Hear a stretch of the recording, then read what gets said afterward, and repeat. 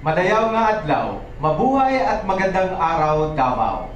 Hatid ng Presidential Communications Office, ito po ang kapihan sa Bagong Pilipinas, kung saan itinatampok natin ang mga nagawa at mga napagtagumpayan ng mga ahensya ng gobyerno sa administrasyon ni President Ferdinand Bongbong Marcos Jr. Ako po ang inyong lingkod, Rene Carbayas ng Philippine Information Agency Region 11 at makakasama niyo kami tuwing Martes ng alas 9 ng umaga sa lahat ng online platforms ng PIA Davao Region, sa Facebook man at maging sa YouTube. Kaya bago ang lahat, i-follow at subscribe na ang aming social media pages at i-like and share ang live stream na ito. Dating National Statistics Office o NSO, mas kilala ng karamihan ang Philippine Statistics Authority sa pagbibigay ng mga authenticated copies ng civil registry documents tulad ng birth, marriage, at death certificate at SENOMAR. Ngunit mas higit pa riyan ang ibinibigay sa atin ng PSA.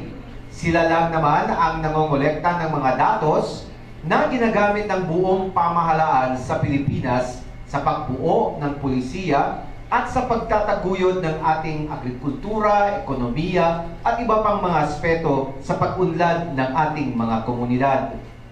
Ngayong episode ng Kapihan sa Bagong Pilipinas na isinasagawa sa buong bansa ng sabay-sabay ay tampok natin ang Philippine Statistics Authority dito sa Region 11.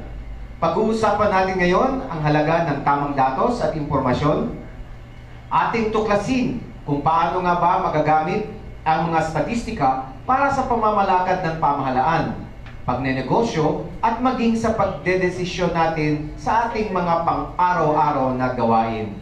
Malalaman din natin kung anong mga statistika ba ang ginagawa ng PSA at paano ba nila kinuha at hinimay-himay ang mga datos para mabuo ang isang statistika na maaaring maglarawan ng tunay na kalagayan ng isang Pilipino. At para pag-usapan ang mga ito ngayong umaga, makakasama po natin ang OIC ng Statistical Operations and Coordination Division ng PSA Region 11 na si Maria Lea Magracia upang ibahagi sa atin ang kanilang mga milestones at mga programang napagtagumpayan sa ilalim ng Bagong Pilipinas.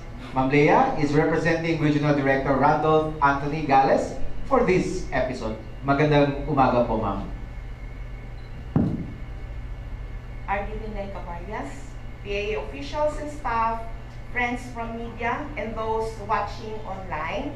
On behalf of OIC Regional Director Randolph Anthony Vigales, I will be presenting the Philippine Statistics Authority, Davao Region. Go ahead po, ma'am. You have now your time to present the accomplishments of our agency. Thank you, sir. We, the Philippine Statistics Authority, is committed to deliver relevant and reliable statistics. 1. Efficient civil registration services. 2. An inclusive identification system for equitable development towards improved quality life for all. We are headed by our National Statistician and Civil Registrar General, Undersecretary Dr. Claire Dennis S. Mapa. We are mandated to implement the objectives and provisions of the laws of the following. 1. The Philippine Statistical Act of 2013, which was approved in September 12, 2013. The Philippine Identification System Act, which was approved August 6, 2018. And the Community-Based Monitoring System Act, which was approved in 17 April 2019. And just last May 22 this year, President Ferdinand Marcos Jr. signed the Republic Act number 11995 for the Philippine Ecosystem and Natural Capital Accounting System, or the PENCAS Act. This law is expected to support the government's economic, environmental, health policy, development, and decision-making. It will also help provide tools and measures that contribute to the protection, conservation, and restoration of the country's ecosystem. The PSA shall have the overall responsibility of the institutionalization of the progressive implementation of PENCAS following the CEAA framework.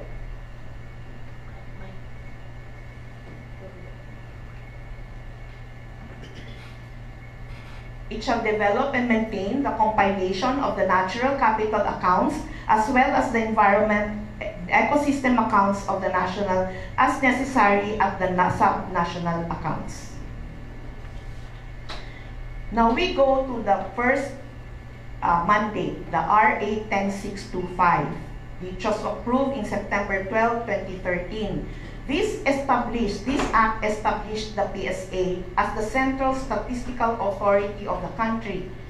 4 statistical agencies, namely the Bureau of Agricultural Statistics, Bureau of Labor and Employment Statistics, National Statistical Coordination Board, and the National Statistics Office were merged to form PSA.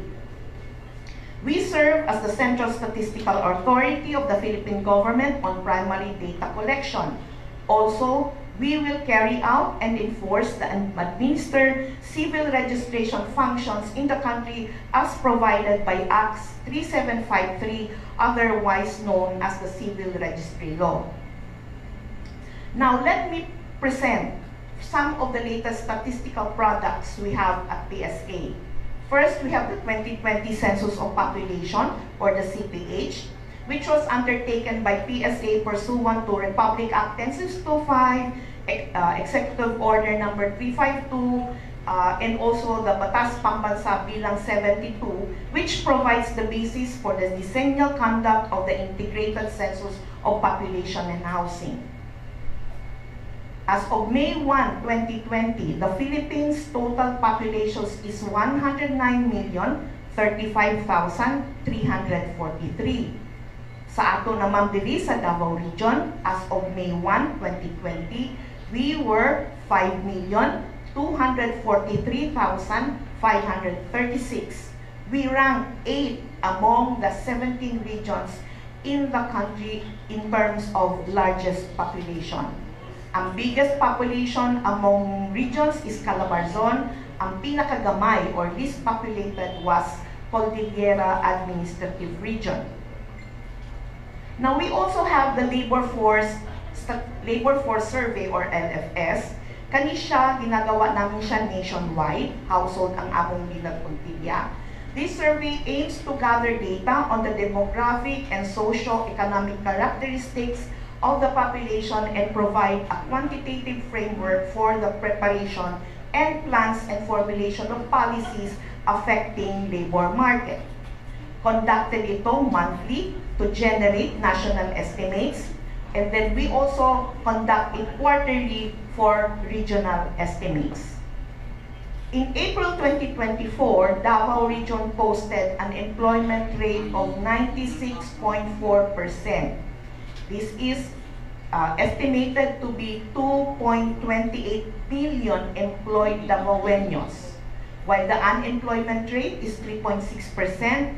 Ang equivalent ni ani is 85,000 unemployed Davaoenos.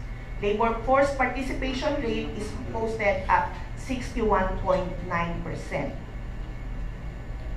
We have also the National Demographic and Health Survey, which aims to provide up-to-date estimates of basic demographic and health indicators. Isa sa mga indicators na provided by the NDHS is the total fertility rate. Kung sa man siya, this is the average number of children a woman would have, no, at the end of her childbearing age if she bore the children at the current age-specific fertility rates. Based on the results of the 2022 NDHS, Davao Region posted a total fertility rate of 1.8 children per woman. Now, this is below the replacement level of fertility. Per demographic, kwan manggod, dapat a woman should have 2.1 TFR para ma-replace niya ang atong generation. So, mag-continue lang yapon ang population, hindi ta maggamay. So, next is the regional accounts of the Philippines. So, yearly an estimation nato ni ani ng gross regional domestic product and gross regional domestic expenditure. In 2023, which was released in April, The economy of Davao Region grew by 6.7%. With this growth, Davao Region reached a trillion peso economy.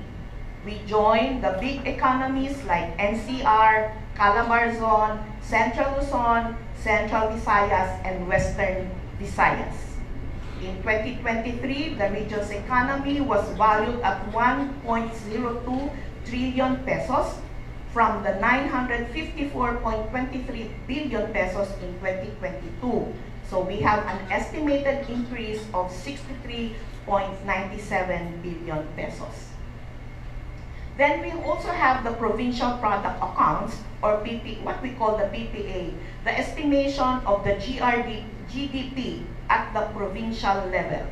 The PPA of Davao Region started its compilation in 2022 and released the results for the years 2018 to 2022.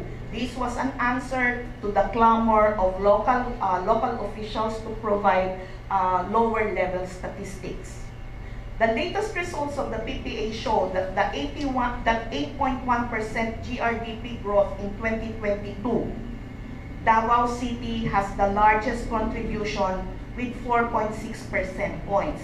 This was followed by Davao del Norte, 1.2 percentage points, and Davao del Sur with 0.8 percentage points. This year, later this year, PSA will release the provincial product accounts for all provinces and highly urbanized cities in the Philippines for 2018 to 2023. Now, we also have what we call the Consumer Price Index, or CPI. This one, the CPI, measures the changes in the average retail prices of goods and services or commodities from a given base year. It measures the change, whether increase or decrease or constant from the base year ang mga presyo ng mga pangunahing bilihin. The current CPI nato is 2018 as the base year. So, the CPI allows individuals, businesses, policymakers to understand the inflation trends, make economic decisions, adjust financial plans accordingly. So, CPI is also used to adjust other economic theories for price changes and serve as basis to adjust the wages of labor management contracts as well as pensions and retirement benefits. In June 2024, CPI for all income households or all items in Davao Region is 127.5. So ang ibig sabihin nito, the average prices of commodities commonly purchased goods and services by all income household has increased on the average by 27.5% in June 2024 relative to the average prices in 2018, which is the base year. Also, PSA records foreign trade statistics which involves commodities or traded goods entering or leaving any seaports or airports of entry in the Philippines that is properly cleared by the customs. In 2023, Davao Region's total external trade in goods amounted to $5.82 billion US, with total export sales amounting to $2.43 billion US, and total import sales amounting to $3.39 billion US. We have a trade deficit of $0.96 billion US. Let me now present to you what are the top exported commodities by Davao Region. Banana continued to be Davao's region's top exported commodity in 2023, earning total earnings of $1.19 billion US. This amount accounted for 48.18% of the total exports of the region. This was followed by the coconut oil with an export value of $263.95 million US at 10.85%, and gold and semi-manufactured forms which amounted to $191.79 million US. The top imported goods were petroleum oils with an import value of 615.86 million US dollars, or a share of 18.15% to the total imports in 2023. This was followed by the semi-finished products of iron and non-alloy steel, valued with 183.33 million US dollars at 5.4%. Then we have the semi-milled or wholly milled rice, valued at 179.2 million US dollars.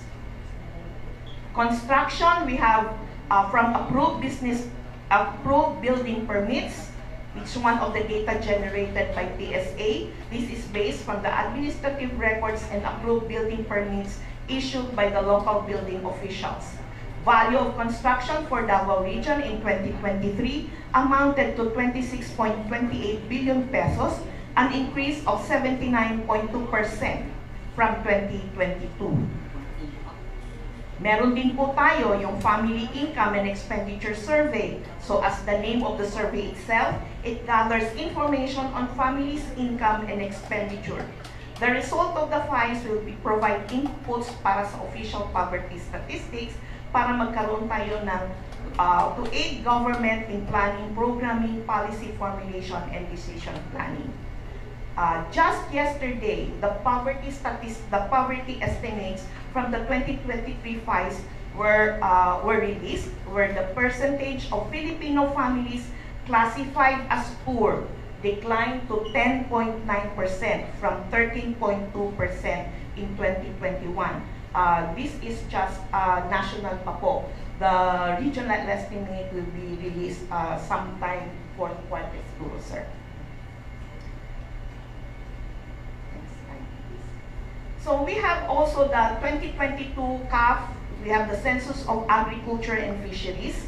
So ito yung gathers data on the structure of characteristic of farms.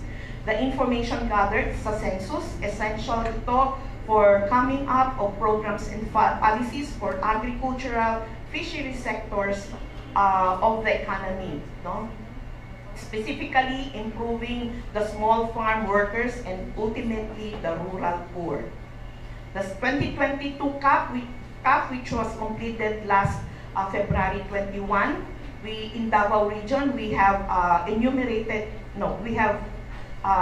enumerated 697,906 households, and the results of this survey will also be published later this year. So those are just the tip of the iceberg, kumbaga. We are also conducting other surveys listed here to meet the demands and clamor for the specific data needs of our stakeholders. Just to run down, we have the agricultural statistics. We also have the Census of Business and Philippine Industry. Now, another function of the PSA as outlined by the 10625 is to carry out and enforce and administer the civil registration functions in the country as provided by Act 3753. So civil registration, as we all know, as for all our information, involves the recording of vital events, acts that affects an individual's civil status in the appropriate registers. We have the births, deaths, and marriages, among others pa. So proclamation, next slide. Next slide. To include every Filipino in the civil registration system, the PSA launched the PhilSys Birth Registration Assistance Project, or the PBRAP. This project aims to assist marginalized individuals in securing their birth registration and registering in PhilSys. As of June 30, 2024, the PSA Davao Region registered 20,124 individuals, providing them with identity through their certificate of live birth. This project is ongoing, and we would like to thank all stakeholders, including the National Commission on Indigenous Peoples, the National Commission on Muslim Filipinos, the Department of Social Welfare and Development, the Revitalized Police sa Barangay of the Philippine National Police, and the local civil registrar of Davao Region for their support. Kumbaga, we are all in this together. As of 30 June 2024, the PSA registered again 20,124 Filipinos through the Birth Registration Assistance Project. In line with the mission to provide efficient civil registration services and bring these services closer to our constituents, PSA continues to strive to open additional CRS outlets. In Davao Region, we have now 3 CRS outlets. We have in Davao City, we have in Tagum, and the newly inaugurated Digo City CRS, inaugurated last May 29, 2024, and hopefully we will open one in Mati and one in Malita. The average number of transactions processed daily by each outlet as follows. In Davao City, 3,500 transactions. In Tagum City, we have 784, and in Digo City, even if it's just open, we on the average 350 transactions per day. However, we would like to inform the public that there are other ways to obtain or request for their civil registry documents.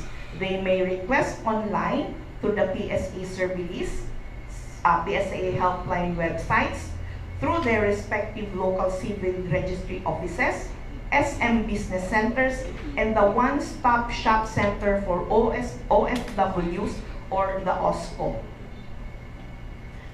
We encourage the public to use the appointment system at www.appointment@psa.gov.ph, which allows them to visit their selected outlet on a chosen date, avoiding long queues. Now, please be aware of the fees and please transact only with authorized personnel. Shown on the screen are the scheduled fees. Now, Act 3753, also known as the Civil Registry Law, was approved on November 26, 1930, and took effect on February 27, 1931. Now, PSA strongly supports the CRVS bill, which aims to create a more comprehensive, inclusive, and efficient CVRS system that caters to the needs of the most vulnerable sectors of the society and leverages modern technology to improve civil registration systems.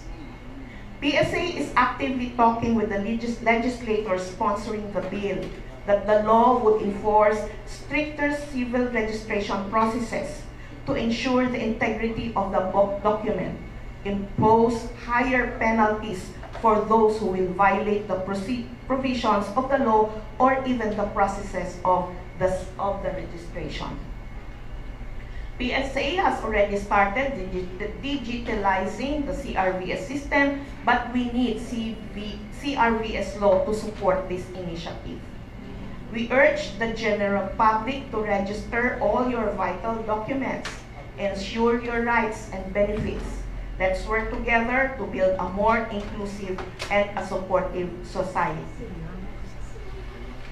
Next Monday is the Republic Act 11055, otherwise known as the Philippine Identification System Act, which was signed into law on 6 August 2018.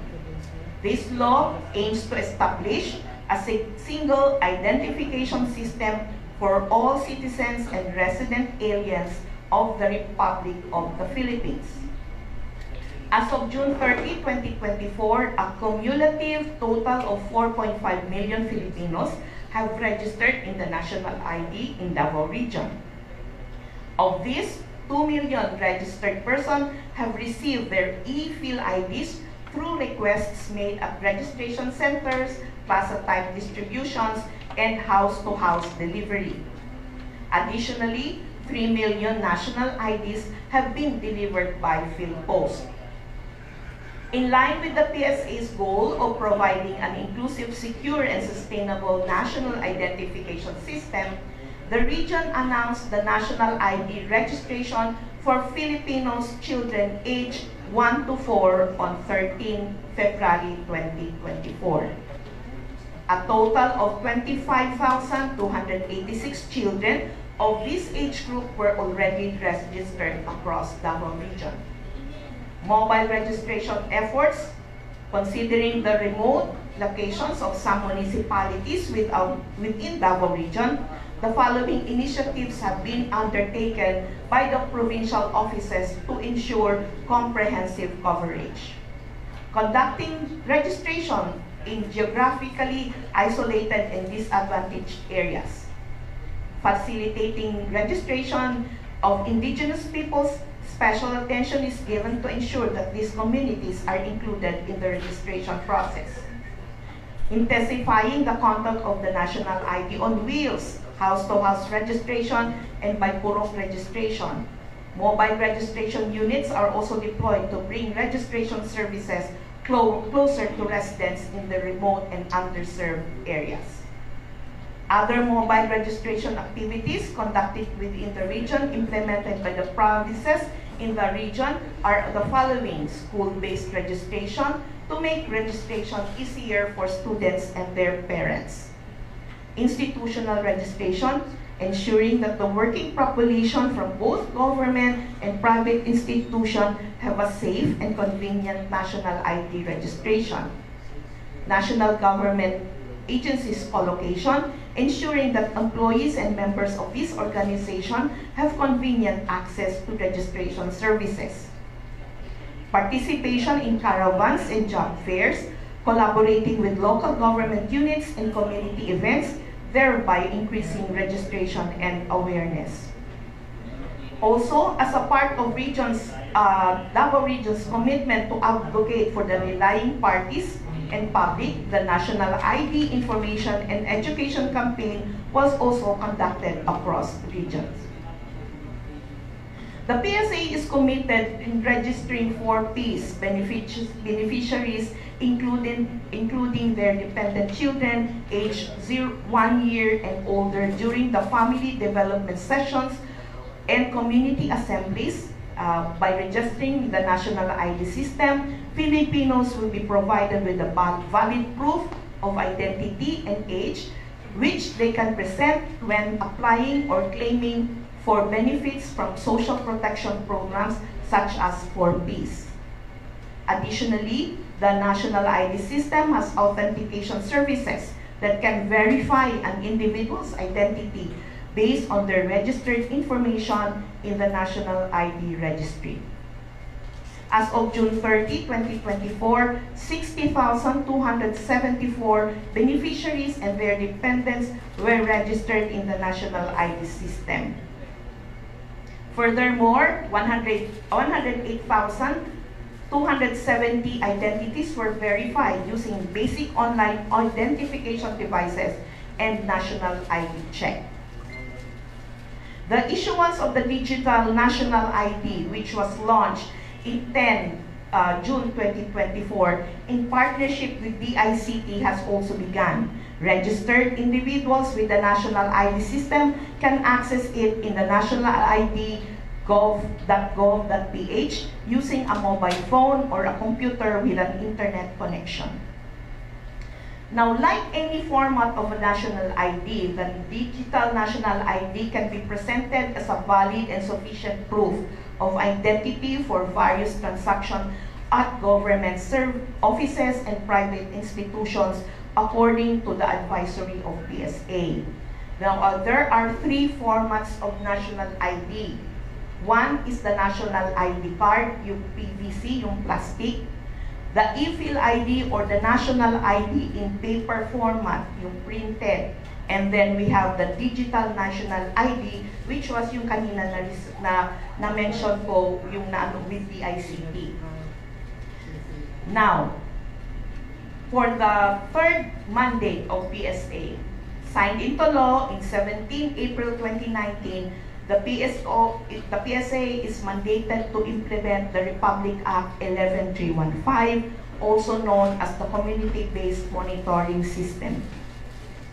The law enables the Philippines' adoption of a community-based monitoring system which generates updated disaggregated data necessary in 1. Targeting beneficiaries, 2. Conducting more comprehensive poverty analysis and needs prioritization, and therefore designing appropriate policies and intervention and monitoring its impact over time.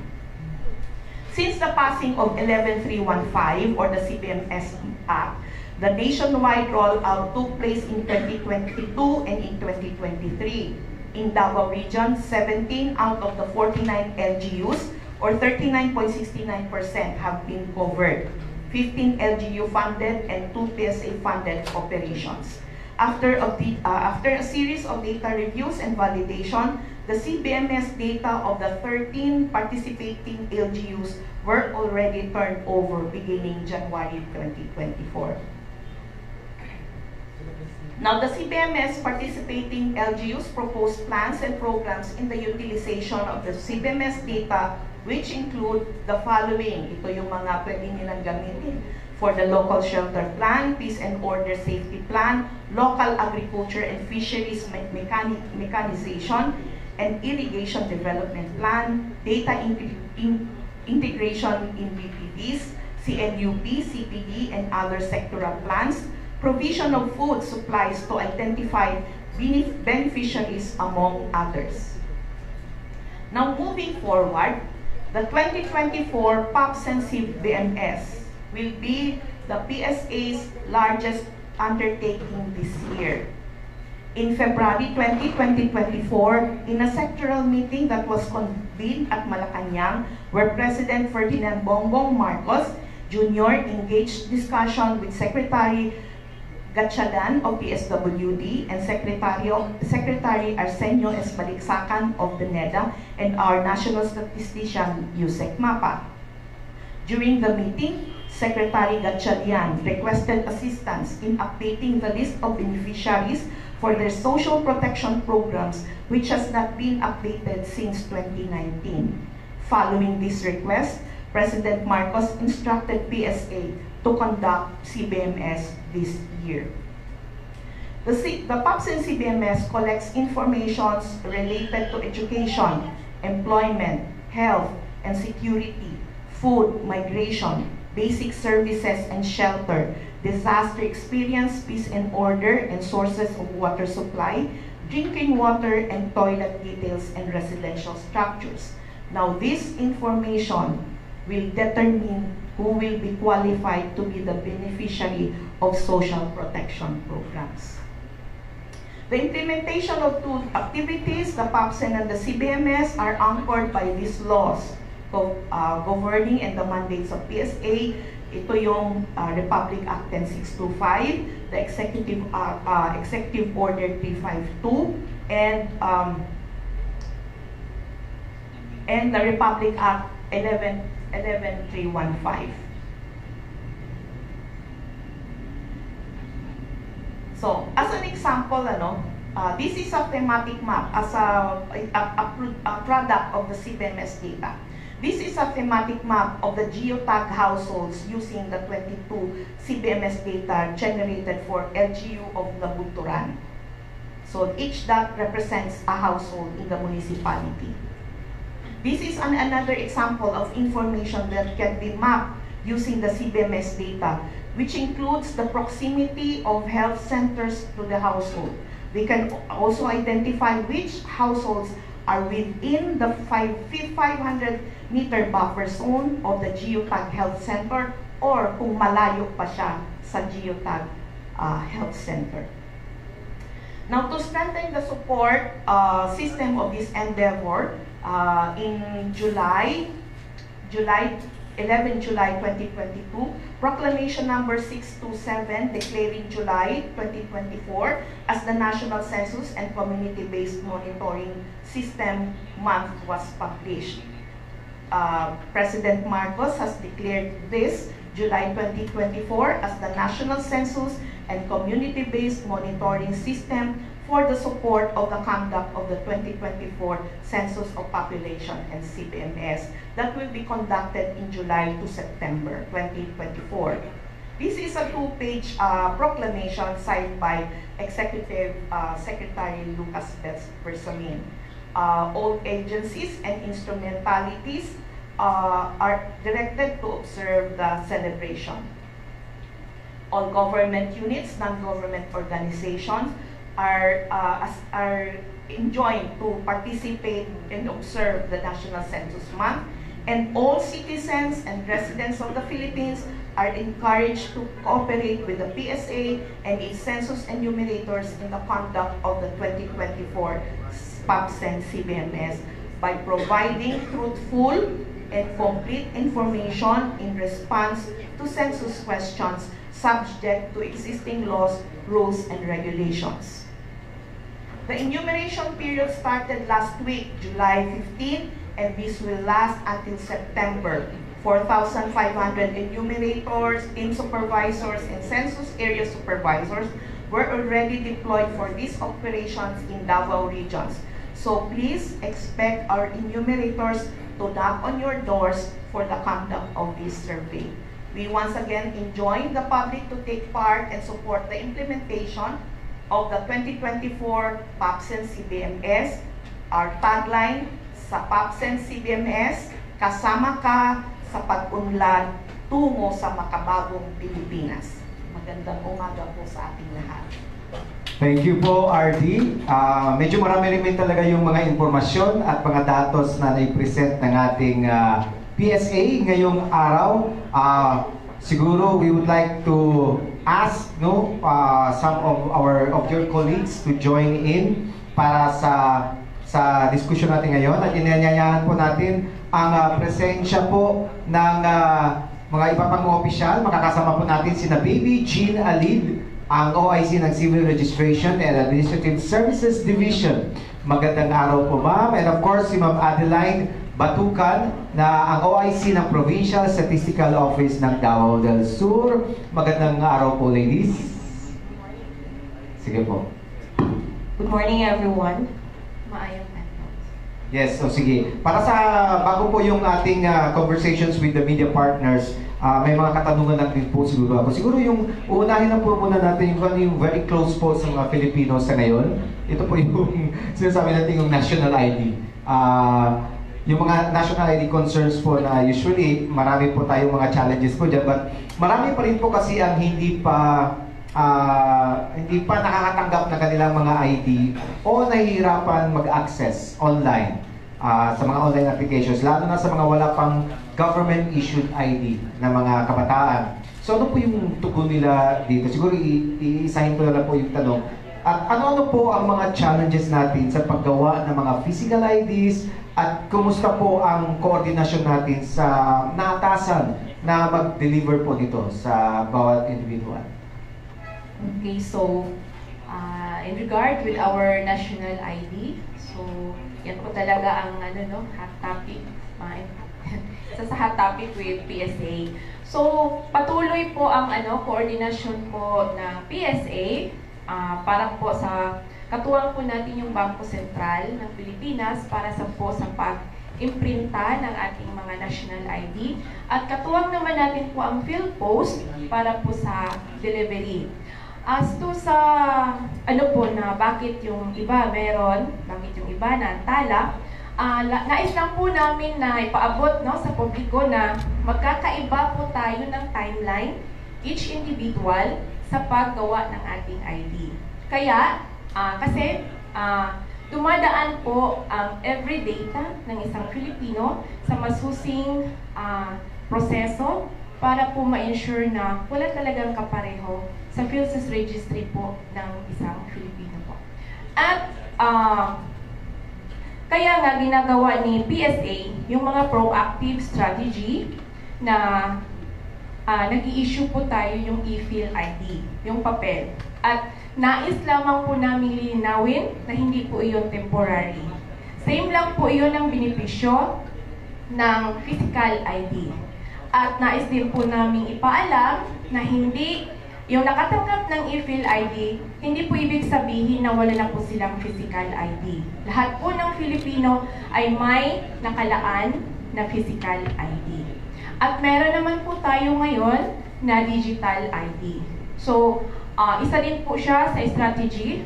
Kasama po natin dito yung DICT para po towards the digitalization po ng ating national ID. So, ngayon, patuloy po ang partner with the BSP. Kasi Philippines, no? Ang dami kasi natin parang sa ASEAN, tayo yung pinakamarami na ganung timeline po na nag-register ng national ID. So, compared to other neighboring countries, di ba? So, kaya po, yun po ang namin, no, as a PSA sa National ID na patuloy po yung natin, effort para po ma-deliver at para magamit po agad ng ating mga Filipinos yung ating National ID po. So ano po yung pwedeng gawin po ng isang individual na nagkakaproblema siya sa pag-register, for example, sa online? Ano po yung mga advices po na pwede ninyong gawin? Hanggang kailan po siya pwedeng maghintay? Kasi kung minsan, may mga case po kaming nalalaman, no? May mga kabataan na wala talagang government-issued ID at nahirapan sila mag-open ng mga accounts for an e-wallet or a bank account because hanapan talaga sila ng official government-issued ID. So, in cases po na wala ganito and then individuals are also trying to really get into the system pero nahihirapan po sila hanggang ngayon. Ano po yung mga tugon po ninyo, ng mga advices po ninyo? So una, dapat magparehistro. So sa mga hindi pa nakapagparehistro, tungo lang po sa mga registration center. Kung ikaw naman ay nakapag-rehistro na, maaari mong i-track ang iyong physical ID sa sa tracking philpost.gov.ph, which is yun po yung Kung wala naman doon, kung ibig sabihin hindi pa napadala sa PhilPost yung physical ID mo, maaari mo ring magtungo again sa registration center for the issuance ng iyong e-Phil ID at maaari ka ring magtungo sa national-id.gov.ph doon naman sa digital ID. At kung hindi mo talaga maano yung lahat ng iyon, again, pwede po kayong magtungo sa mga registration center at marami po tayong mga registration officers na willing to assist po kung anong dapat gawin. Maraming salamat. Siguro may dagdag siguro si Ma'am. Go ahead po. No. So in addition to the challenge, hindi din ibig sabihin hindi din sila nakatanggap dahil wala pa yung ID. Another challenge that we also face is that yung sa delivery naman is meron na silang physical ID but doon naman sa pag-deliver wala din sila or walang tao doon sa bahay nila. So possible na hindi din nila makuha yung ID kasi walang tao sa bahay nila. And then we have tatlong beses lang yung PhilPost na mag-deliver doon and then pag wala pa rin, so babalik siya doon sa PhilPost and then si PhilPost ibabalik niya dito sa PSE. So, yun yung isa siguro na hindi magkita yung owner at saka yung ID. So, that's why isa yan sa mga nag-delay yung pag-receive nila ng national ID. So, more or less, dapat merong tawag dito, koordinasyon ang individual sa kanyang barangay. Yes. Tapos siguro continuously checking on kung nasaan na kaya yung kanyang IDs, mga gano'n ang mga sistema po natin na gagawin. Yes po, oo. Although we, again, coordinate naman with the barangay kung help out yung residents doon. And also, yung sa PSA na side naman, we really tried na ma-deliver talaga yung mga IDs, no? Sige. Sa kabuuan siguro, ma'am, yung si PSA sa statistiko, medyo figures. Let's say figures, these are data, and for an ordinary Filipino, medyo boring ang dating, no? I mean, for unfortunately for some na medyo boring siya kasi figures, etc. Pero sa kaso po natin bilang isang ordinary, paano ba ito ma-appreciate ng isang ordinaryong Pilipino? Itong mga figures, mga datos na binibigay po ng PSA? Yes. Actually, no, from the talk kanina, no, tanang ng mga data is for planners, para sa evidence-based decisions nila ang statistics, so evidence-based, para dili masayang ang funds. So tamang project sa tamang beneficiary, kaya kailangan mo ng tamang statistics. So for ordinary common tao, kumbaga, most probably parang lang, just an information na anin na dahi takadaghan. Okay? In terms of yung CPI, na increase na dahi siya of 27% na dahi siya ang rate of increase sa panaliton sa mga common goods and services in terms of CPI. So population po sa natakadaghan, yun lang yun siya. Pero at the end of the day, ang ang common tao will just benefit from the decisions of the policymakers na the decision was based on the statistics that the policymakers were provided. Yeah, so how do you encourage, ma'am, na public sectors, like for example our media partners, our researchers, our students, will really use your data? Paano po ito na-encourage po yung ating publiko regarding that? Use our data,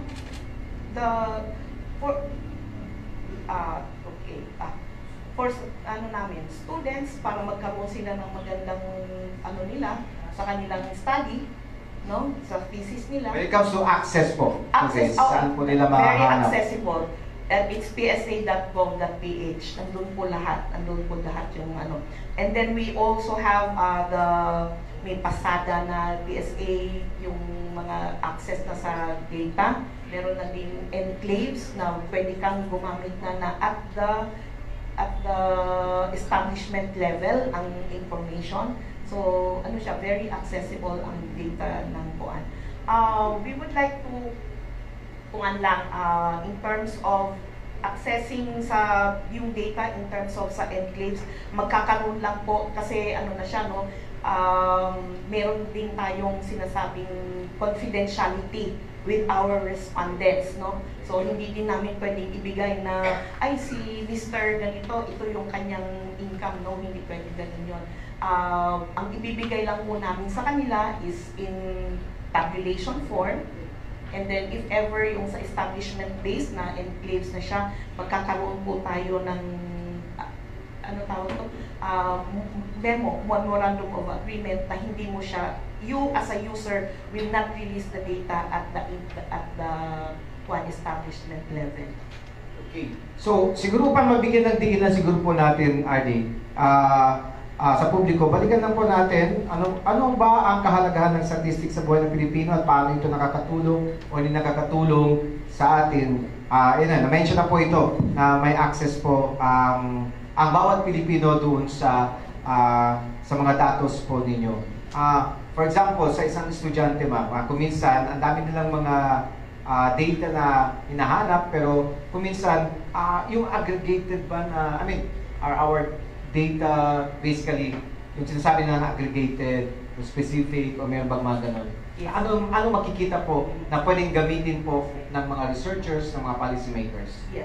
PSA, yung na-mention kanina, yung 37, yung kuan kanina na hanggang lang po kami, may mga data lang po kami na at the regional level, tapos may at the provincial level, but the census hanggang barangay level po siya. So, pwede po yung gamitin ng mahirap po kasi na yung mas mababa pang yung at the lower level na ang kasi mahal po siya mag-conduct ng survey. Billion po ang ginagastos ng... Is that the reason why na every 5 years lang tayo nakakandak ng at least yung total census population of household something? Yeah. The census of population actually should be conducted lang siya every 10 years. Yung batas pambansa 72. So, lahat ng years ending 0, meron tayong census of population and housing every 10 years. So, walang kawala ang talagang gagawa.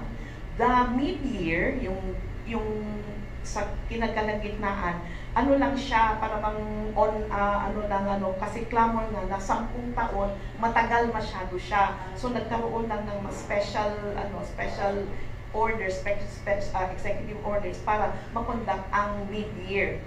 So kaya nagkakaroon ng mid-year. Sige po, go ahead po. So, yun nga, PSA is being responsive to the clamor of our data users and stakeholders. That's why may mga iba ng surveys na tinatasan na namin yung samples para maka-generate kami ng mga provincial level data. At least yung mga local planning, makakagamit na ng data. So example niyan is the family income and expenditure survey. Before, regional level lang yan. But now, meron na kaming pwede ng at the provincial level. And another one is coming is the functional literacy, education, and mass media survey, which is first time na gagawin na para makaproduce ng provincial level data. So, yun nga, ini-expand ni PSA kasi nga maraming nagka-clamor from the local government units. Sige po, marami pa tayong mga tanong na eventually po sa second part ng ating mga program. Pero siguro tapusin po muna natin yung ating interaction para sa ating segment po ngayong araw. But of course, narito ang ilang mga tanong muna siguro sa ating mga media. Unahin muna natin si Armando Finiqueta ng Radyo Pilipinas. Go ahead, sir. I don't know kung sino makakasagot nito na but I just asked now. Ito lang po yung question mo with regards to the recent controversy po ng kasi parang PSA talaga yung na single out dito eh. Pero yung problema is doon sa registration, doon sa birth registration na yung late registration na parang na-abuse na foreign national. How will you ensure, ma'am, na yung pag-authenticate nyo ng mga civil registration, especially birth registration, is ma-ensure nyo na talaga, totoo yung mga entries na nilagay doon, especially those late registrants. Paano po natin ma-ensure po yun sa pag-authenticate ng mga birth records po? Okay, so in regard, so sa recent cases po na involving fraudulent registration of birth, so the PSA, ito yun, dinala ko talaga, has issued an official statement regarding the matter. So, yung tanong ni Sir, nandito din. So, under kasi, Sir, ng Republic Act 10625, which is yun yung mandate namin, the civil registration, PSA is just a central repository of those civil registry documents. Although we have technical supervision, it's just limited only on the issuance of memorandum circulars, and standards for the smooth and harmonious implementation supposed to be of the civil registration process.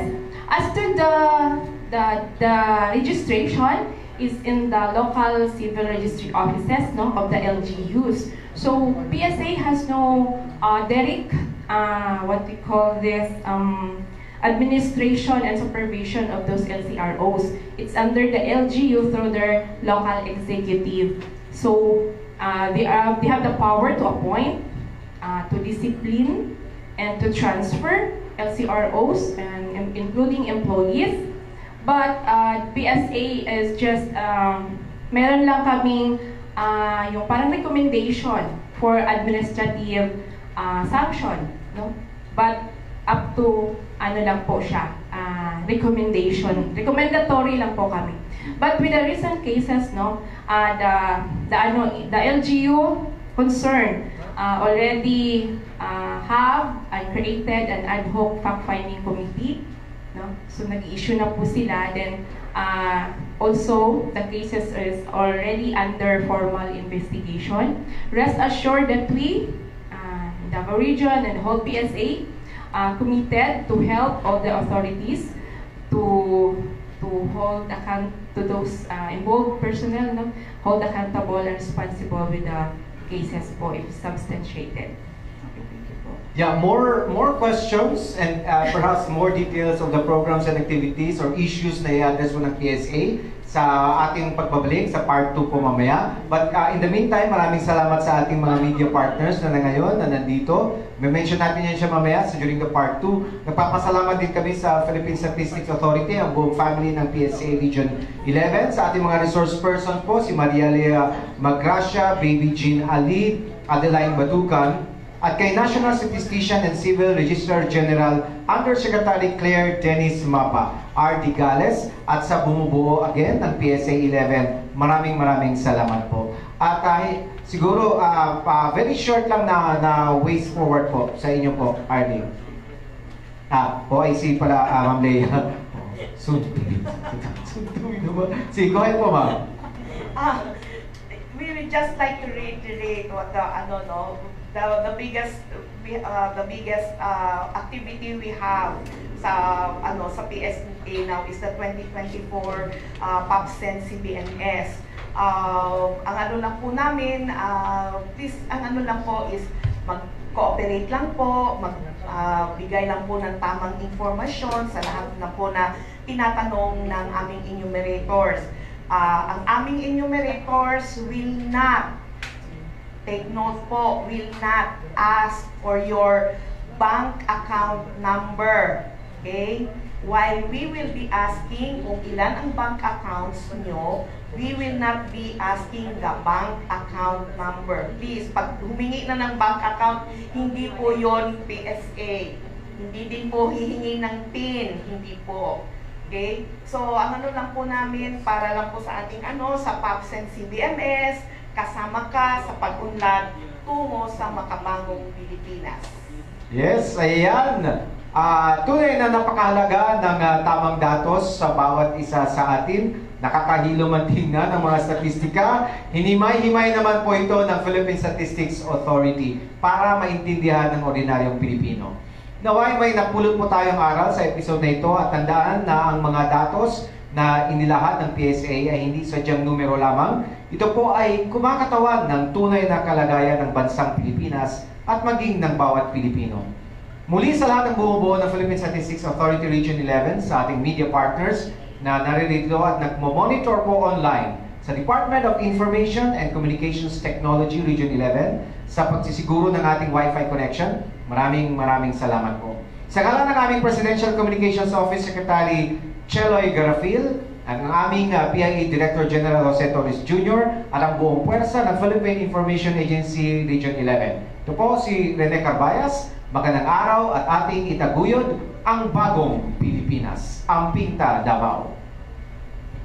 Welcome back sa ating kapihan sa bagong Pilipinas. Kasama po natin ang Philippine Statistics Authority ng Region 11. Muli po makakasama natin si Ma'am Leia, si Ma'am Alice, at saka si Ma'am Adrian. Adeline. Okay, so sorry, humorize natin. But we are still on live stream po. Makakasama natin yung ating mga media partners ngayong araw. Mention lang po natin ang Kadangpan Digital, ang Radyo Pilipinas, ang XFM Davao, Super Radyo Davao, Radyo 5 Davao, ang TV5 team ng Davao at ang PNA Davao team. Maraming salamat po. Sa lahat ng mga nasa online, maraming salamat po sa pagtutok po dito sa atin. Siguro simulan po muna ang sunod na question before ang ating media conversations natin with the media partners. Ma'am, sa panahon kasi ng makabagong teknolohiya at artificial intelligence, may mga pag-aaral po ba kayong ginagawa o pag-explore ng mga sistema kung saan mapabilis ang pag-update at pagkalat ng datos sa population ng isang lugar? Actually, sir, we have now itong atong 2024 PAPSEN CBMS, ang atong mga enumerators were already provided with tablets. So, dili na siya. Muna na mong ginaingon na computer-aided personal interview, yung copy. So, habang gina-interview niya, pindot na siya ng pindot kung saan na ito response sa iyahang respondent. And then, pag nahuman na niya ang iyahang interview, yung accomplished questionnaire, siyempre after niya go through kung kumpleto ba. And then it will be transmitted, forwarded na sa server sa central office. So yan yung mga use ng ano, that process na interview and then kuan na tayo processing na kuan dili na nato gina-perform sa una gina-perform nato nga mag-interview tayo using the papel and then we encode and then mag-process and then saka pa mag-submit. Karon wala na ang encoding kay diretso na. So shorten ang process. Yes, that's why mas pas ang kuan. Incidentally, the PAPSEN, we are committed to submit the results of the PAPSEN in December for the President's signature to declare it as an official population count. So that's July and September ang atong enumeration days, and then we are committed to submit the count in less than 3 months because we do not have any more the encoding because of the yung system na ginamit. Yes. How do you deal with transients? For example, individual is usually moving here and there, tapos na-timingan na nag-conduct ng census on that particular area. For example, how do you also deal with itong mga boarding houses? Kasi marami talaga kasi kung minsan household ba yun, yung pag-counting natin. So, anong challenges po na kinakaharap ng ating mga enumerators kung minsan? And kung minsan din, there are issues on the enumerator. Kasi I don't know kung paano ba yung payment system na mayroong mga ganun. And then, naghahabol ng may kota-kota, mga concern. So, may mga tendency po ba na medyo lihis yung datos na ma-generate ng ating mga enumerators? Will that system ngayon ma-avoid na ba yung mga ganyang kaso? The enumerators were trained for 6 days. So para magkaroon tayo ng uniform concept.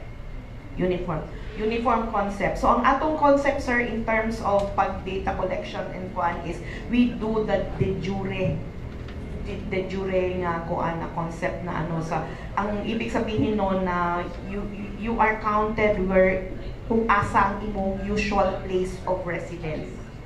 Okay? So kung uli-uli ka sa diri ka nagtrabaho and then you uli indigos every week, then you will be counted indigos, not in here. Okay? So yun yung usual ano. Pero kung dili ka gauli-uli, once a month lang ka pero dito ka mo atong digos, diri na ka sa Davao City kay ang iyong account. In terms of katong boarding house, naami ginaingon ng institutional population. So, pag naa ka sa boarding house, and then you will be considered as such institutional population. Sama na po sa mga kuanser kana bitaw sa penal colonies. No, that is an institutional population because dili man sila gauli sa ilahang because they are serving their the sentences. So kuan na po sa mga sa mga barracks kung dito na sa mga camps. So that's an institutional population. So they are monasteries ng mga pari ang atong mga mongha. So that's an institution. So the boarding house is also considered as an institutional population. So yun yung kuan. Thank you. We will have questions from Carlo Doler. Hello. Good morning to our distinguished guests, especially to our moderator, Sir Carbayas. Anyway, to Ma'am Gracia, if necessary to ask regarding sa ongoing census right now. How will you be able, katong mga residents, mga households, to especially identify kung kinsa gyud ang mga enumerators nga mutuktok sa mga pultahan in terms of they needed kung the information needed for every individual for one household po. And what will be the katong arrangement for the enumerators for para mailhan sa mga targeted households po. Okay. Thank you, sir, sa sa question such that maano po ni sa tanan. Our enumerators dapat po may ID. Okay, ID yun sila. Okay, and then sama sa gingon ako ganina, they will be interviewing you using the tablet. Pero in case na dili feasible ang tablet, no, pero na magud sila back up na pwede po may dala po silang questionnaire katong papel.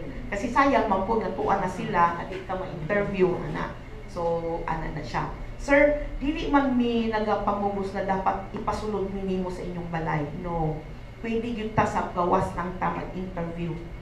No, diha lang ta pwede nimo mi dili pagpasudlon. Nara na sa kuan sa respondent if kung ano goodwill, but they were not na pasudlon kung medyo dili ka komportable, murag dili po kakuan. And if the respondent na kuan kaayo, pwede man nimo picturean ng ID and then call the provincial office. Is this kuan legit kani siya? No call. So I think we will be giving you the phone numbers, the head of offices of our provincial offices. Pwede po mo pumatawag, sir, o mo check. Okay? Napoy isa ka kuan, sir, napoy isa ka alternative.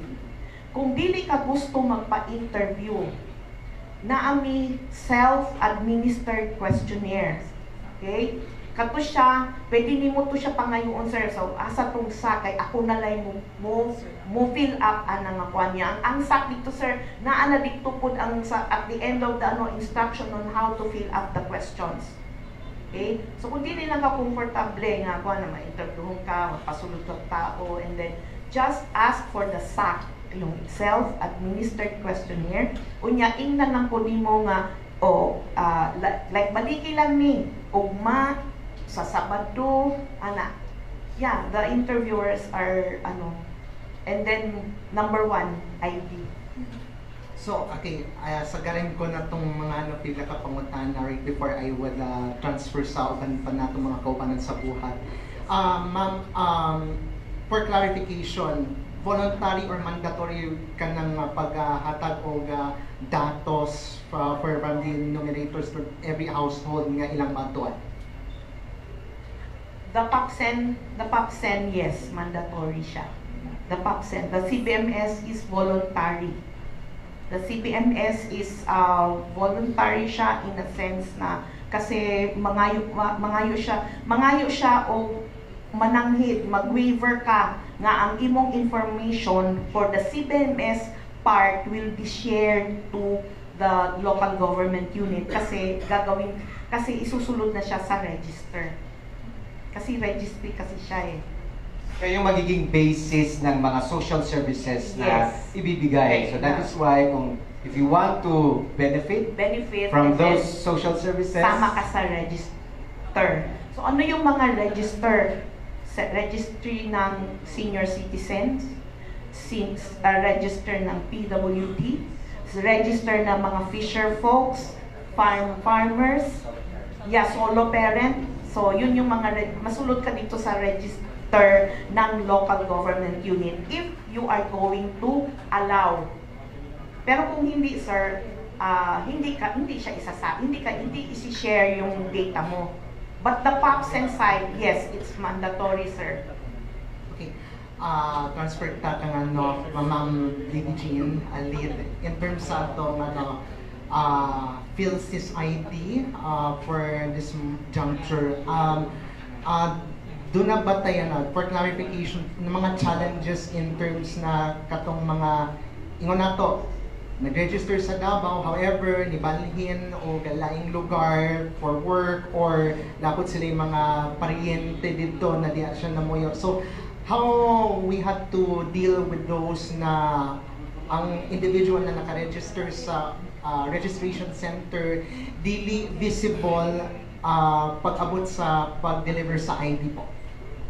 So, as what Ma'am Adeline stated na 3 beses po i-deliver ni PhilPost yung attempt. 3 attempt i-deliver ni PhilPost dun sa tao yung ID. Pag hindi,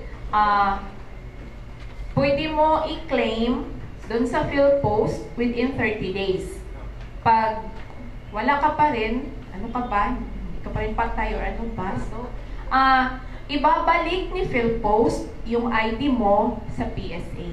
So, pwede ka rin mag-contact sa amin, mga provincial offices. Nandun po yung IDs mo na failed attempt ni PhilPost na i-deliver. So, maaari kayong tumawag sa amin. May ano naman kami ng mga return to sender po.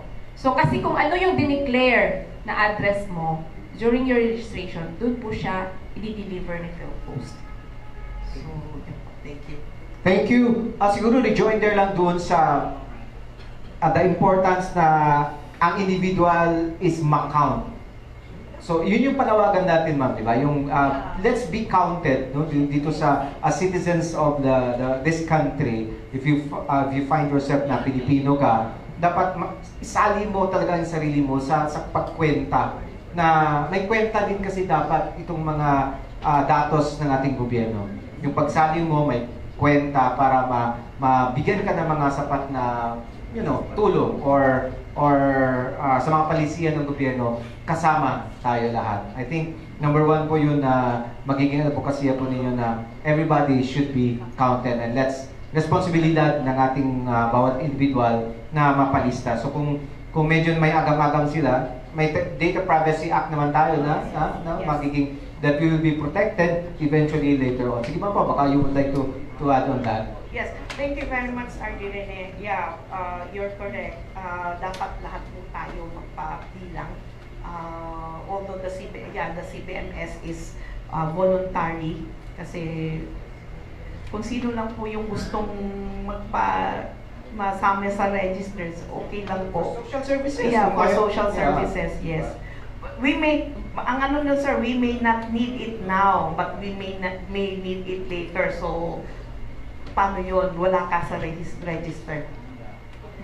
So walang magrereklamo. Walang reklamo tayo, walang sir. reklamo kung Opo. hindi ayaw mo, wag mo ring pilitin na mabigyan ka rin. Yeah. So, yeah. So, ang ano lang talaga nun, sir, meron talagang waiver na pinapapirmahan sa respondent. Okay, so in case na ayaw na magpalista. No, may reason din doon why you do not want to be registered. Why do you do not want to be to join the CBMS? May reason po yun doon. Okay. Thank you. So can we hear from Sir Mike Pasco ng Radyo 5? Go ahead, sir. Good morning. Ito lang ko sa National ID bitaw na mabalik. Daabay data as to how many sa mga na-deliver na ang nabalik sa PSA kay wala dito ang tag-iya sa ID. At our provincial officer, we have the list kung ano yung mga return to sender. And meron din kaming hinire ng mga personnel para sila naman yung magdi-deliver doon sa mga return to sender. Sa buong Davao Region po, ma'am. Do we have available data? Ang pinakamarami is Davao City, no? So, we will get back po sa number. Anong gagawin po? Pag nabalik na sa PSA, so ako, wala na ako nadawat kay naglatagaw ako ang kinubuhi. So, saan ako nakapagkuha, nabalik naman din sa PSA, anion ako dire? Yes po, pwede po kayong tatawag muna to make sure na nandito talaga. Then, pick up po pag nandito sa amin. Magdala ba, magbilin ba mag-note ang PSA nga, tulo na may gayon ka na din na, wag yung tao. Si PhilPost po, si PhilPost po yung 3 attempts. Okay. Meron ding tinatawagan yung tao. Then again, 3 attempt na PhilPost. Pag wala pa rin, 30 days nandun sa PhilPost bago nila i-transmit po sa amin. Kung sakali po, within 30 days pa, pinuntahan ka sa bahay, wala, or saan ba yung declared address, pwede din po pick upin nyo doon sa PhilPost kung sakali nandun pa within 30 days. Then after 30 days, saka po i-turn over ni PhilPost sa PSA. 3 times talaga nagpunta ang PhilPost, wala talaga tao. Sabi na nila. Oo, magaling sir. Isa kayo sa naging biktima, joke lang. Ano ito, 1,000 po, hundreds? Thousands. Ano ba ito?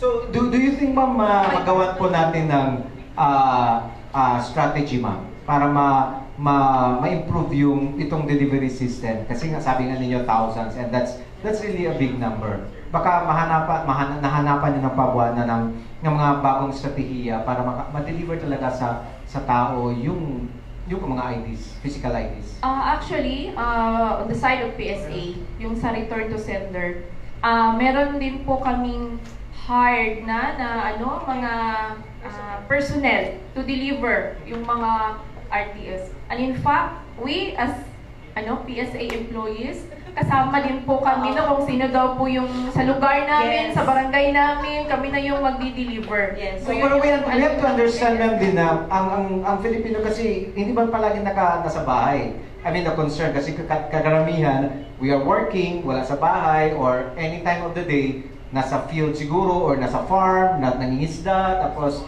gabi lang nasa bahay. So, siguro may issue din siguro doon sa nagde-deliver kung aware ba siya sa mga ganitong mga... Yes po, yung gaya ng sabi ni Ma'am Adeline na nagko-coordinate po tayo sa mga barangay, purong leader, or yung mga lugar, kung ano yung declared address po nila.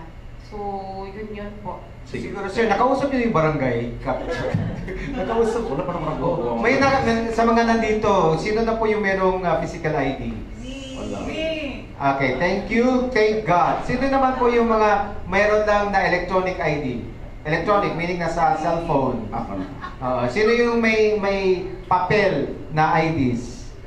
Wala talaga pa. May patong Chinese national na dapat sa NBI na patong si hard copy. Oh.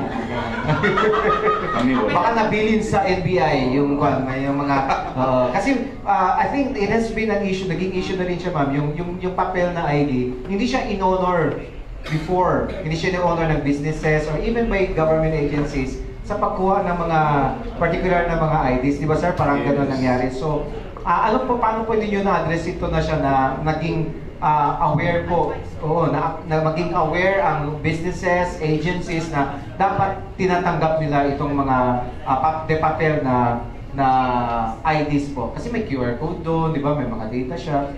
So, it is also an official ID per se. Lahat po yun, no? The physical, the papel, the e-fill ID, and now the digital. Lahat po iyon, no? Hindi po lahat, yung dalawa hindi po temporary, pero lahat po iyon valid proof of identity po. Kasi yun po talaga yung design ng ating national ID na dapat digital po siya. So, Before sa kong second question with regards to the wrong entries or fake entries of information, already joiner sa topic pa din na mawala. Gikan kay Eileen pwede paano pag nawala ang national ID, maka-request pa ba o replacement? Are they accepting now? okay. So, lost, no? Yeah. So, sa ngayon po, inaayos pa yung sistema kasi nasa registration pa kasi tayo ng proseso at saka updating. Regarding po dun sa mga nawala, as of now, wala pa pong tinatanggap na request for replacement, pero inaayos na po yung system natin regarding dyan at mag-antabay lang po sa mga anunsyo po namin. Corrections of wrong information. Yes po, See? updating. Yes po. Sige. Meron. Ma'am, dito ko sa katong mga fake late registered ka mga birth certificate, balikan na nako gamay. Since na issue, na problema nga ni gawas karon, and I think 1,200 is not a joke. Pwede nila gamiton to sa unsa man nga pwedeng illegal. Naabay possible himuon nga recommendation for the amendments existing law na to. Para sa part sa PSA na, are you recommending nga unsa itong pwede buhaton para malikayan nga inani since it exists karon na ay mga nadaksapan ongoing paghihapon ang pag-retrieve sa mga files at possible madungan pa sa 1,200 unsay or kutob na natin dito nga wala mo dawat lang kung may unsay entry sa LCR ana unsay ato ang pwede buhaton na solusyon sa part sa PSA. Okay. So as as mentioned by Ma'am Leia kanina, yung Act 3753 natin 1930 pa siya. Opo. Then, took effect, 1931. So, medyo ilang taon na siya ngayon.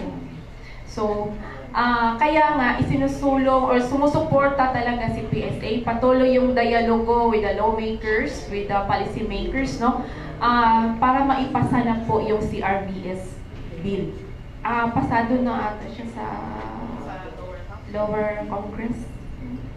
CRBS bill. CRBS po, Civil Registration and Vital Statistics. Kasi yung mga, for example, birth, marriage, tinatawag yun na vital events sa buhay ng isang tao. Kaya, yun, sumusuporta po kami at nanghihingi din kami sa inyo ng suporta. No? Nasuportahan natin yung CRBS bill para po maging updated at magiging strengthened, stricter yung natin, yung civil registration process po natin, which include the registration po.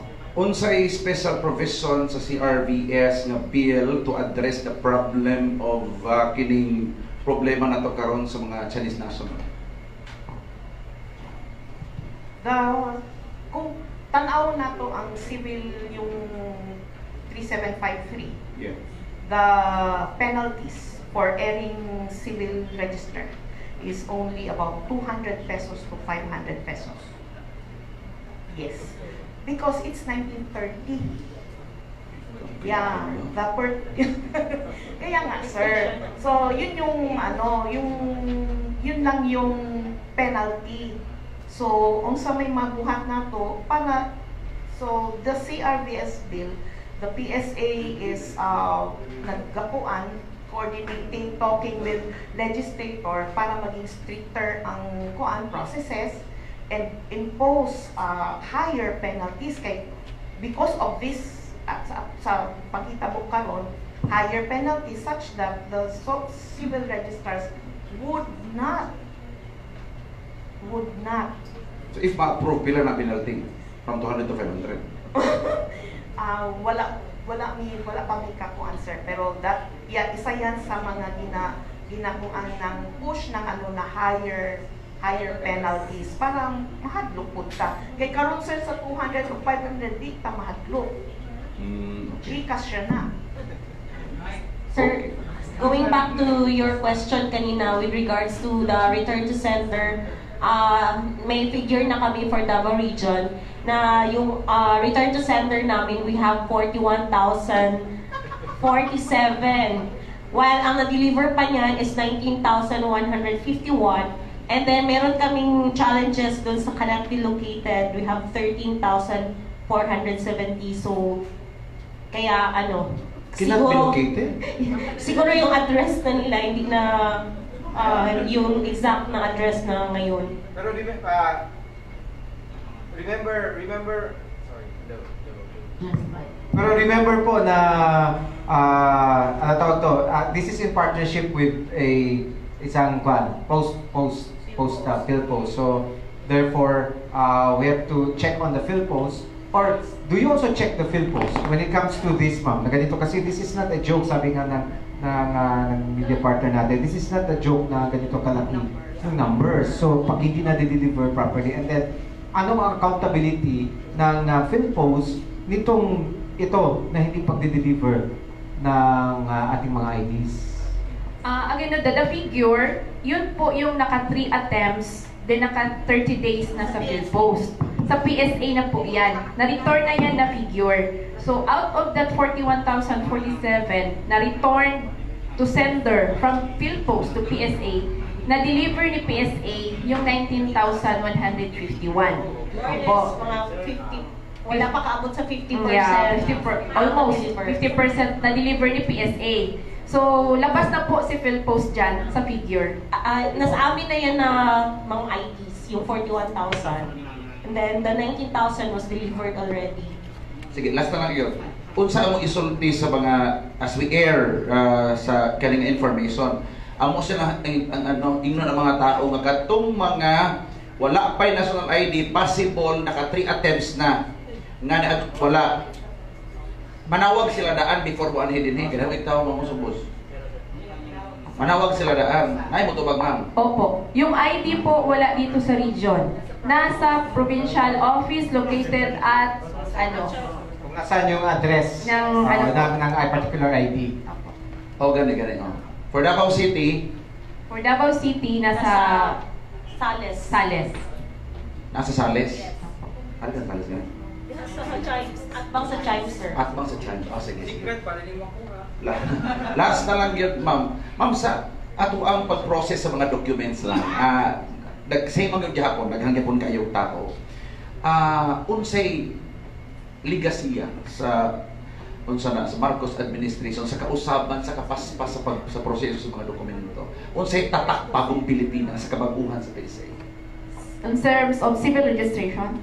Tanan sir, tanan ma'am, Okay. processing any documents. Okay, so in terms of requisition, kasi yung makita mong pila, ano talaga yun, no? Copy issuance, mga birth, marriage. Wala namang pumipila dun sa statistics. So, meron tayong appointment system, no? Na kung saan, nabanggit ni Ma'am Leia kanina na you can select, no? Online po yon sa PSA po yun na program, no? Na pwede ka pumili kung saan mo gustong pumunta at anong oras ka pupunta.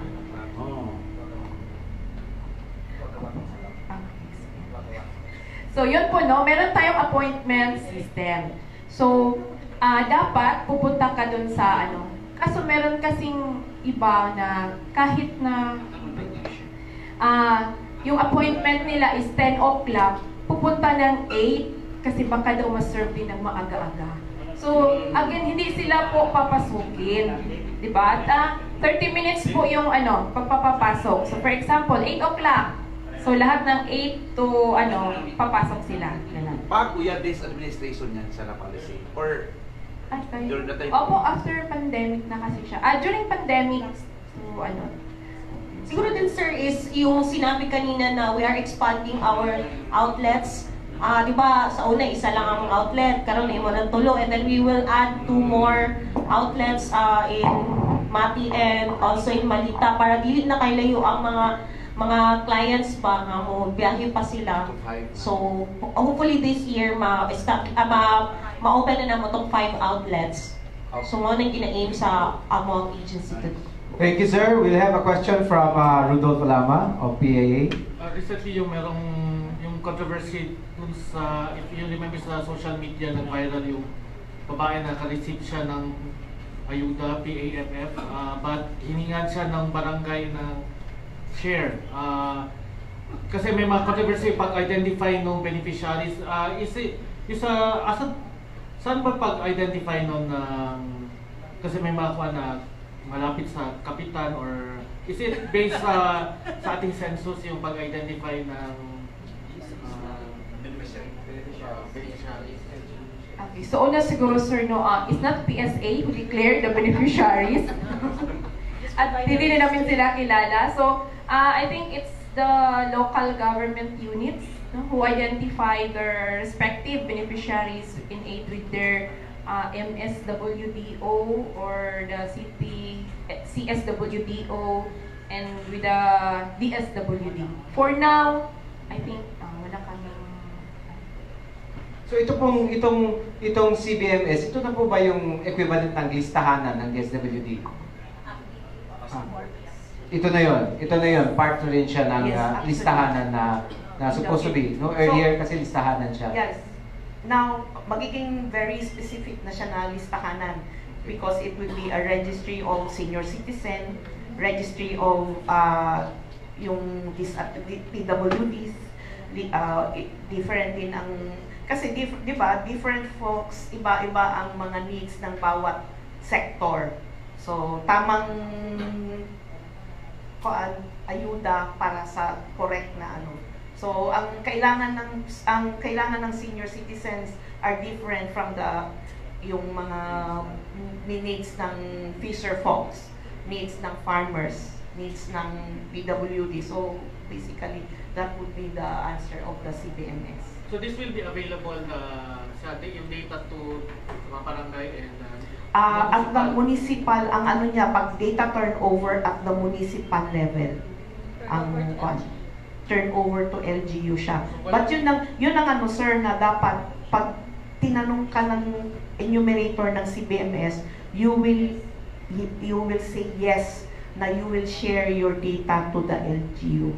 There's some, kasi may mga iba daw na yung may nagatago sila kay baka utang yung Nagtago sila, may utang sila. So pati yung magtago din sila sa numerator. Lahi na siguro, sir. Dili man siguro.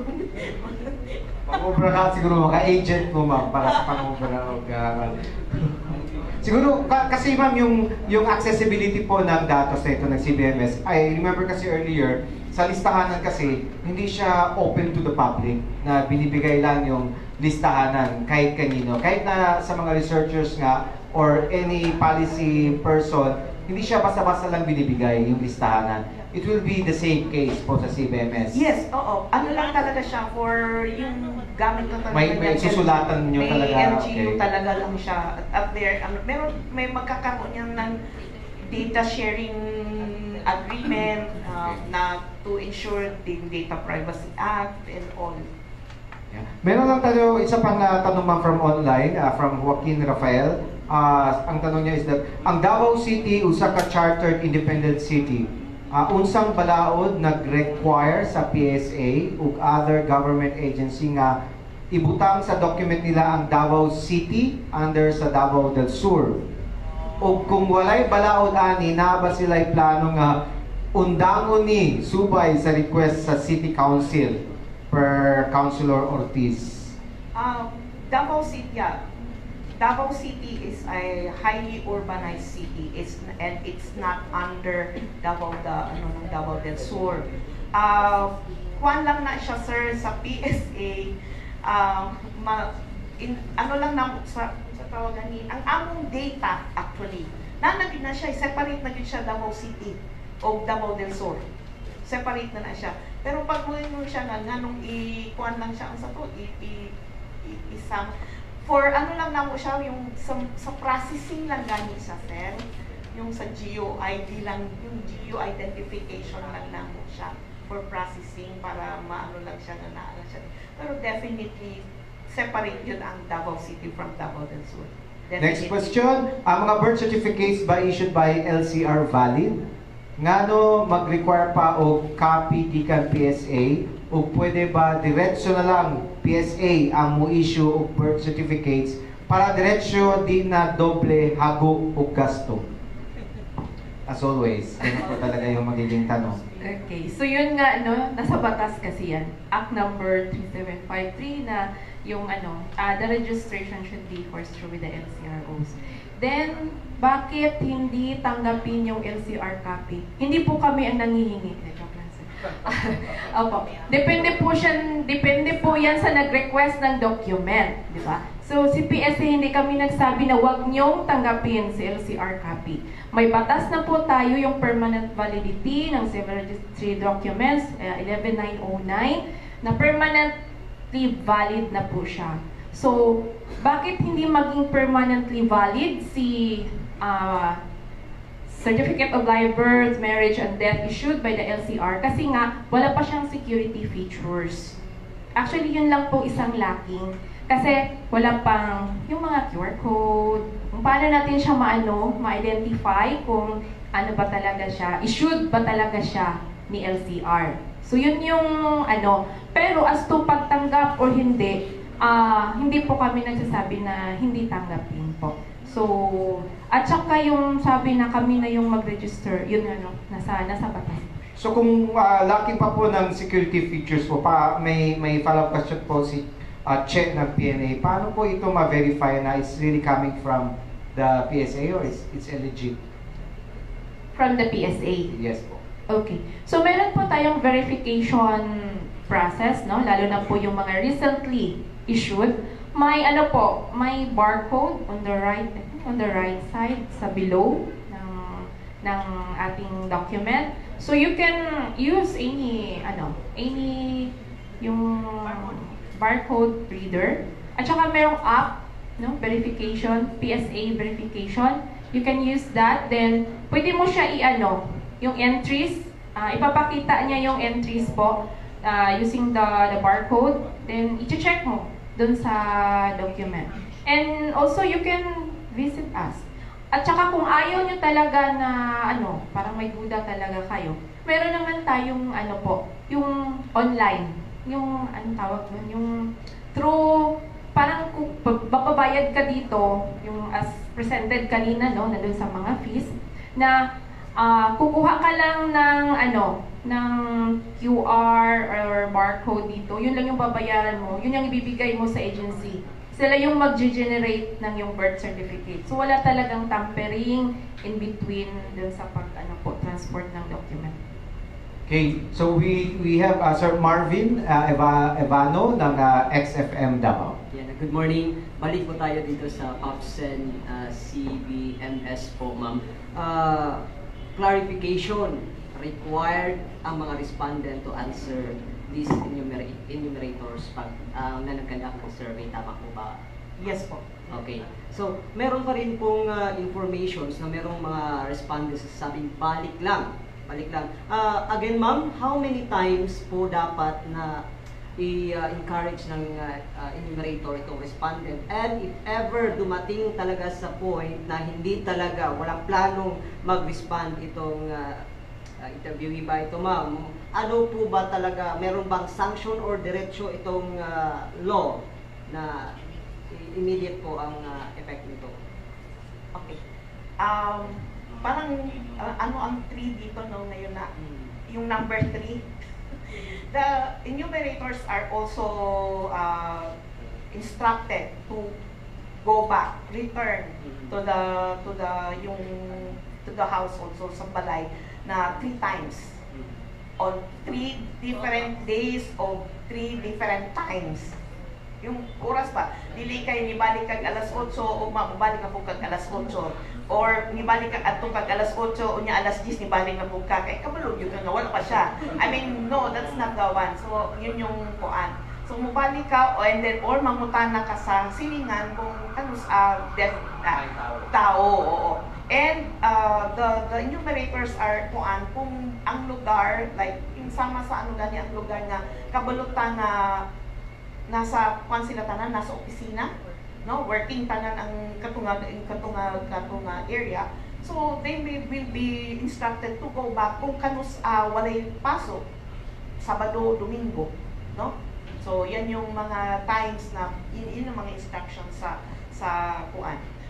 3 times, go back 3 times. Pag dili pa nila makuha 3 times na or na istorya nila o nag-refuse, no, pero nag-refuse 3 times, di yun niya makuha, refuse ihapon, mangayo na siya og tabang sa mga local officials sa barangay na mukuan nga, uy tabangin ko sir, na dili sila para basi lang good pod nga dili magpa-interview kay nahadlok lang tong respondent, ana lang ba kasi wala lang sila magkita ba ana.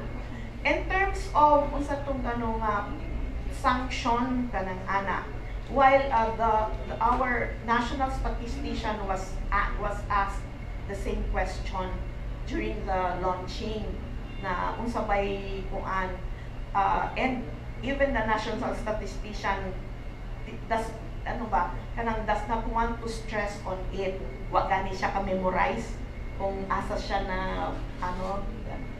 in the 10625 meron pong sanction for those na dili mo answer, mo cooperate o kung hatag og information. Okay, so meron siyang kuan and sama sa ginaingon na mo, dili po na mo memorize kung pila pod siya, pero dako pod pila. And in section 27, we have yung 1 year of imprisonment and also 100,000 fine.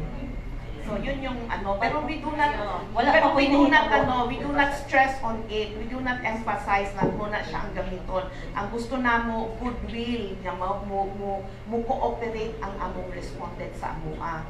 Parang natay rapport ba kay lahi magudpod ning hulga, no? Hulga only mo lahi ang kuan. But ang namo is please cooperate lang ana lang. Yung gusto natin yung magagaling sa tao, yung interest niya because he or she wanted na mabigyan ng social services at the same time. To belong. To belong. Yes. To be counted, yes. Past week na po, since pag-start na ating survey, July 15 nag-start. Yes po. Opo. Kumusta po ang feedback ng ating enumerators? Wala pa pong nangyari na... I think Adeline would be... Okay, so nag-start ni atong Monday, and then so far naman, so wala pa man po yung mga any major jud na challenges. Ang mga supervisors nag-send ni sila og mga pictures kung ano yung mga nakita mo dito sa field. So nanay uban dito nga nangaginag mga river, nang nakalag mga bungtod. So wala pa pud may mga feedback na major yun. So good pa man noon.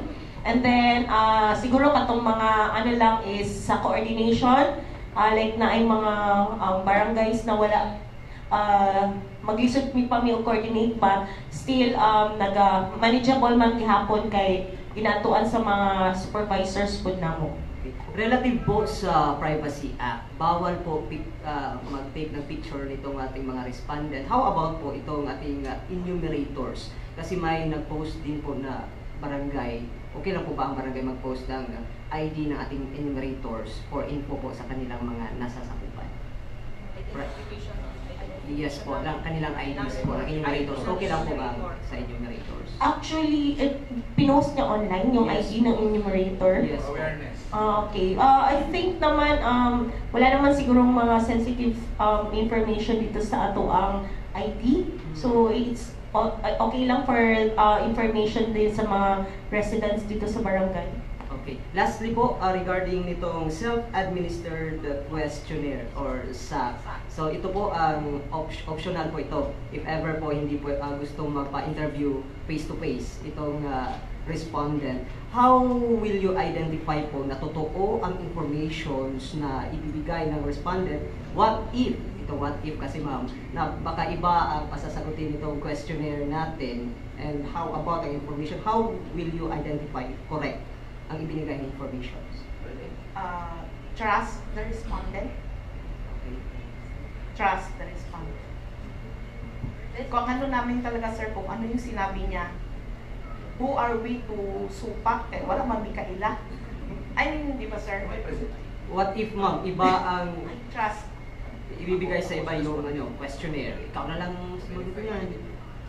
Ayaw ko. Ganun, ma'am. Yeah, as long as it's the family member who will be, we will be trusting our respondents, sir. Thank you. Before din siya i-collect, i-check din naman yung completeness, consistency. So before aalis yung ating enumerator, at least doon pa lang na-check na yung data niya. Thank you kay Sir John Calonia ng Super Radio. Good morning po. Sa issue lang sa national ID, are we encouraged po nga sa mga wala pa nakakuha og ID katong mga nakaparehistro na nga moadto sila sa post office to check po sa ilahang IDs kay nakoy kaila po nga ihapon gyud dito sa post office, and sa pag-check yun na wa gyud niya dito sa post office po. Good for him. Opo, actually, yun nga no, meron namang tracking. No need to physically pupunta sa field post. May tracking naman yung field post. So, pwede naman doon muna titingnan. Then, also, meron din tayong at the provincial level for the return to sender, pwede naman mag-message sa Facebook, sa Messenger, through Messenger, para hindi naman medyo hassle. Okay lang kung nandun talaga, happy. Pero pag wala kasi parang siya, di ba? So, mas maigi na tatawag muna bago po pupunta. Ma'am, na po issue sa mga matipak good ng mga pictures sa national ID. Kasi alip yung mo sa PSA, bahay na po. Kaya ma-erase po. Ang nawo? Sa kadaghang ma-erase ang nam. Okay, sir, meron na po tayong replacement. So again, replacement po. So, pupunta lang po doon sa mga registration center, dalhin yung physical ID kasi isa-surrender po siya. Then meron lang mga kaukulang mga forms na fill upan doon at then mapadala namin sa central office for reprinting. Wala pong bayad yun. Then yun, mapapalitan na. Unsa ka dugay po maabot natay Wala wala po kaming fixed timeline, pero yung the usual natin, mga ilang months? Yung mga recent natin. Mga ilang months? Mga 3 months? More than 3 months. More than 3 months. Kasi nga naka-queue pa. So, reprinting po siya. Okay. I-issuehan naman po siya ng e-fill ID. Sige po. Sa light topic regarding sa civil registration po, after sa controversial na already registered birth certificate, doon na ba tayo ipakanaog nga memo sa tanan nga mga PSA, sa mga local civil registrars po, na i-stricto requirements sa pag-process sa mga late register? Yes po, definitely, yes. Through Memorandum Circular number 2024-17, so the title is additional requirements, additional guidelines for the delayed registration of birth. So, meron po. Nandun po nakalatag yung mga additional requirements po na para po sa isang delayed registration.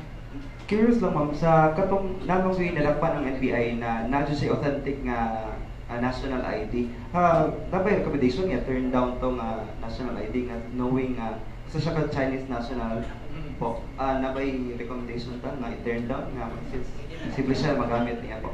At the national level po. For those yung mga yung for example, Alice Go, yung mga ganun, naka-inactive naman po siya sa system. So, it cannot na po. So, na-power ang PSA mo to nullify those documents like birth certificate? Sa kasi, to nullify, no? We can just nullify or tanggalin dun sa system through court order po. So yes. Sa korte dapat mag-file? Yes po. Nanabay coordination ng NBI sa ilang ongoing investigation? Nanabay coordination sa PSA po, ang NBI? Yes po. So, actually, we're among with the po. Tumutulong po kami with the investigation. Thank you po. Thank you, sir. Ang intention ng national ID system po natin, ma'am, is to have a one ID for all the transactions in government. Sa ngayon, nasaan na po tayo sa goal na yan? Kasi sa ngayon, we still have for Pag-ibig, for GSIS, for SSS, mga ganito, even for sa banks, UMID, etc. etc. So, dito sa goal na really may intention na isang ID na lang talaga gamitin, nasaan na po tayo? When will that happen? So, as mentioned ni Ma'am Leia kanina, we started with this WD, yung sa 4-piece beneficiaries po. So, yun po yung currently namin na yung lahat po ng beneficiaries, dapat maano namin na meron silang registered po sila. Then yung hawak po nila na ID is verified namin at the PSA. So, although lahat po ng agency, continue po yung natin po, pakikipag-ugnayan regarding on that matter. Pero for now, yung talagang meron po talaga ng ganun na proseso with DSWD 4-piece. But eventually, itong mga IDs na ito will be consolidated. Eventually. Like for example, COMELEC, may election na naman for 2025, magre-registration na naman tayo. So, is there a way na for a system po ng itong national ID na ma-incorporate na siya as an ID na at the same time, as a COMELEC ID na rin, na voter din siya. Tapos, hindi na kailangan mag-proseso pa sa COMELEC, but to check on the ID and then COMELEC will just validate or something? May mga ganung proseso na ba na or pag-uusap po na ginagawa ninyo? Yes po. Actually, we have one division at the central office handling those case division. So, yun po talaga yung patutunguhan ng ating national ID. So, in fact, in the future, hindi mo na kailangan magdala ng ID mo. No? Kailangan mo lang i-memorize yung number mo, and you have to place your fingerprint or your iris, then ikaw na ito, RD rin eh. Parang ganun po siya. Ipatattoo ko na lang yung QR code ko, something ganyan lang. Tapos, yan, pa-register na. Pwede yun. Yun ang fingerprint and the iris and the face. So, yun po yung patutunguhan. Sinisimulan po namin siya, pinapilot sa aming dito po, sa mga outlet po namin. Ongoing po yung namin na ganun yung gagamitin na So, ID card, then the fingerprint po. So, Sige, medyo marami lang din nagrereklamo pa sa mga itsura po nila doon sa PhilSys kasi walang filters na nangyari. So parang aside from na i-erase, pero wala talaga magawa nung ganito talaga yung mga itsura namin. Pero yun po, paano yung na-identify nga po kung may problema talaga po dito? As mentioned earlier na may mga konting problema or if during the capture itself ba, nagka-problema siya, will there be a recapturing of the faces ng ating mga nagpa-ID na? so sa ngayon po yun, no, yung ang po pwede palang ang kinikater, no, ni PSA is yung natuklap. Of course, natanggal yung mukha mo. So yun, i-replace namin yun. Then, updating. Oh, hindi siya recapture, no? Yun pa rin yung mukha mo. Yung ano, yung pag-capture, yung pa rin. Kasi tinatanggal lahat, lipstick, the makeup, and everything. No filter. Oh, no filter. So, may lighting effects din siguro na ano, na nakadagdag. So, then the updating. Again, updating po. So, ibig sabihin, kung ano yung mga entries mo, tapos may babaguhin ka, yun, pwede po yun. Pero, for example, wala kang middle name, then maglalagay ka ng middle name, hindi pa po yun siya po pwede. So, hindi pa po pwede magdagdag. Only updating kung ano yung meron, din i-update. So, yun pa lang po yung nasa. Okay, ayan. Kung wala lang tayong mga tanong, maraming salamat po. Muli, ang datos at statistika ay hindi po boring. Exciting ang mga numbers na yan.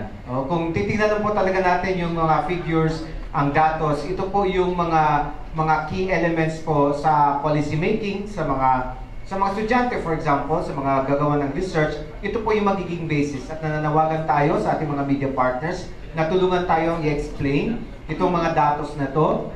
In terms of interpretations perhaps, no, which PSA also is doing. You also interpret this data and then may present po sa publiko. So, once again, we call our media partners to help us explain and then promote na ongoing po ang ating census ng CBMS. Okay, so para aware po yung ating publiko regarding po sa ongoing program, na big ticket program ng PSA. So muli po, nagpapasalamat kami sa ating resource persons ngayong araw nito, sina Ma'am Maria Lea Magracia, Baby Jean Alid, and Adeline Batukan. Muli po, maraming salamat po sa PSA Region 11. So, maraming salamat din sa PIA. Once again, Ampingta Davao. Magandang umaga sa lahat.